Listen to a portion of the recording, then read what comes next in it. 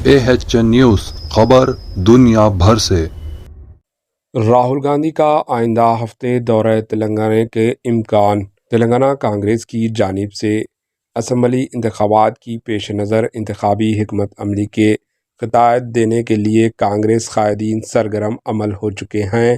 بتایا گیا ہے کہ AICC قائد راہل گاندھی آئندہ ہفتے تلنگانہ کے دورے پر آ رہے ہیں اور وہ یہاں قائدین راہل گاندھی کے دورے کے پروگرام کے خطوط دینے میں مصروف ہیں۔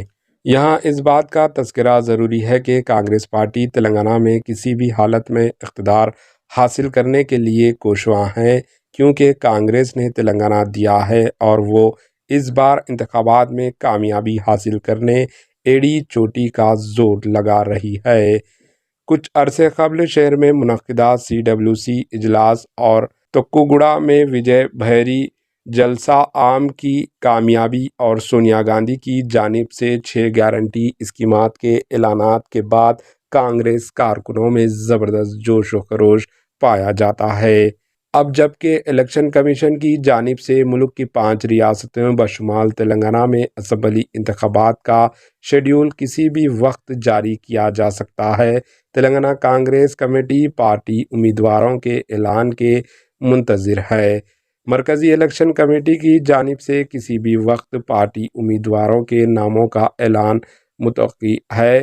119 اسمبلی حلقوں کی منجملہ پہلی فہرست میں 70 امیدواروں کے ناموں کا اعلان کیا جا سکتا ہے۔ ماباقی امیدواروں کے ناموں کا چند دن بعد دوسری فہرست میں اعلان کے امکان ہے۔